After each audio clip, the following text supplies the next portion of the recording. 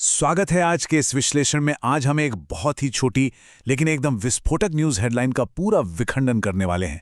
मतलब बिना कोई नई बात जोड़े सिर्फ एक वाक्य के आधार पर हम ये समझेंगे कि आज के मॉडर्न दौर में ग्लोबल लॉ एनफोर्समेंट यानी दुनिया भर की पुलिस और कानून असल में काम कैसे करते हैं।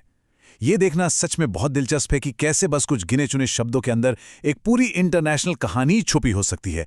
तो चलिए बिना किसी देरी के इसे शुरू करते हैं। स्रोत सामग्री के इस छोटे से हिस्से पर जरा गौर करते हैं। ड्रग किंगपिन का प्रत्यर्पण। ये सुनते ही एकदम किसी हाई स्टेक्स एक्शन फिल्म जैसी फीलिंग आती है ना। किंगपिन शब्द सुनते ही दिमाग में एक बहुत बड़े क्रिमिनल नेटवर्क के बॉस की तस्वीर बनती है। और प्रत्यर्पण या एक्स्ट्राडिशन का सीधा सा मतलब है कि कानून के हाथ अब इंटरनेशनल बॉर्डर्स के पार भी पहुंच चुके हैं। अब द टाइम्स ऑफ इंडिया की इस पूरी लाइन को ही ले लीजिए। स्कॉटलैंड अपराध, दुबई से प्रत्यर्पित ड्रग किंगपिन को 6 साल की जेल। एनक्रोचैट चैट्स ने नेटवर्क का पर्दाफाश किया। बस एक सिंगल सेंटेंस और इसमें कई महाद्वीप, हाईटेक जासूसी और एक फाइनल कानूनी फैसले की पूरी कहानी सिमटी हुई है। ये कोई आम न्यूज़ नहीं है, बल्कि रियल लाइफ में हुई एक पूरी क्राइम थ्रिलर का एक छोटा सा सारांश है। भाग 1, हेडलाइन को डिकोड करना। अगर हम फोरेंसिक एक्सपर्ट्स की तरह इस हेडलाइन की एक एक परत खोलें तो देखिए क्या क्या मिलता है।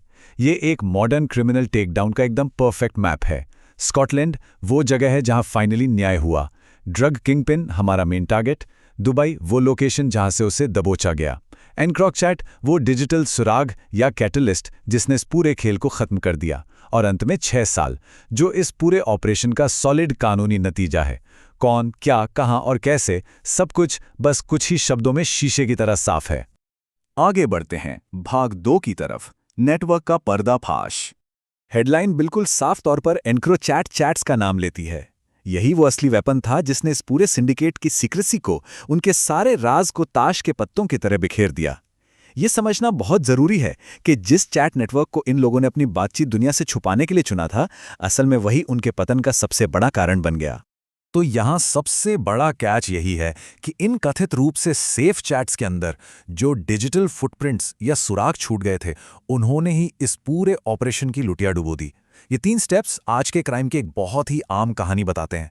पहले एक सीक्रेट नेटवर्क काम करता है, फिर उनके डिजिटल चैट्स लीक होते हैं और उसी के आधार पर पूरा का पूरा फिजिकल नेटवर्क तबाह कर दिया जाता है। प्राइवेसी का वो जो भ्रम था ना, वही इनकी सबसे बड़ी कमजोरी साबित हुआ। अब आते हैं भाग 3 पर, दुबई से प्रत्यार्पण। ये स्लाइड सच में बहुत दिलचस्प है। देखिए कि कैसे मिडिल ईस्ट के दुबई शहर, जहां से गिरफ्तारी हुई, उसको सीधे यूके के स्कॉटलैंड के सामने रखा गया है, जहां असल में सजा सुनाई गई। इन दोनों जगहों के बीच हजारों मील का फासला है। ये सीधा सीधा दिखाता है कि आजकल के जो अपराध हैं वो कोई सरहद नहीं मानते, और ठीक उसी तरह आज के कानून की पहुंच भी पूरी तरह से ग्लोबल हो चुकी है। इसका सीधा सा मतलब यह है कि दुबई भाग जाने से भी इस किंगपिन को इंटरनेशनल पुलिस से बचाया नहीं जा सका। एक जमाना था जब देश की सीमा पार कर लेना मतलब हमेशा के लिए आज़ादी मान लिया जाता था। लेकिन ये मामला साफ साबित करता है कि आज की इंटरनेशनल संधियां और प्रत्यर्पण प्रक्रियाएं इतनी मजबूत हैं कि वो दुनिया के किसी भी कोने तक पहुंच सकती हैं। दुनिया भर में भागना अब बिल्कुल भी सुरक्षित नहीं रहा। और अंत में भाग 4, 6 साल की सजा। स्क्रीन पर जो ये बड़ा सा नंबर 6 दिख रहा है ना, ये कोई मामूली नंबर नहीं है। ये उन सालों की गिनती है जो इस ड्रग सरगना को अब जेल के सलाखों के पीछे काटने होंगे। एक बहुत ही लंबी और उलझी हुई प्रक्रिया जिसमें दुनिया पार से प्रत्यर्पण हुआ, डिजिटल चैट्स खंगाले गए। ये नंबर उस पूरी मेहनत का एक ठोस, निर्विवाद नतीजा है। एक अदृश्य से नेटवर्क और हजारों मील की उड़ान का अंत आखिर में एक असली जेल की कोठरी में जाकर हुआ। अगर हमें सोर्स टेक्स्ट के हिसाब से पूरी टाइमलाइन को मैप करें तो एक बहुत ही लॉजिकल फ्लो दिखाई देता है। शुरुआत होती है एक छिपे हुए डिजिटल नेटवर्क से, फिर एक दिन उन एनक्रोचेड चैट्स का खुलासा हो जाता है। इसके बाद एक लंबी इंटरनेशनल चेज होती है और दुबई से प्रत्यर्पण होता है, और कहानी का दी एंड होता है स्कॉटलैंड की एक जेल में। यह स्टेप बाय स्टेप प्रोसेस दिखाता है कि कैसे डिजिटल सबूतों को असली दुनिया के अंजाम में बदल दिया जाता है।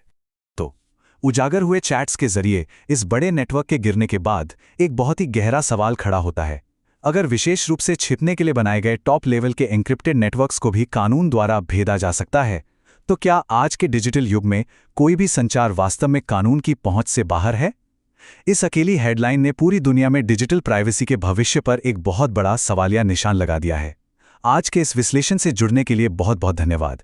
ये एक ऐसा सवाल है जिस पे हम सबको जरूर सोचना चाहिए।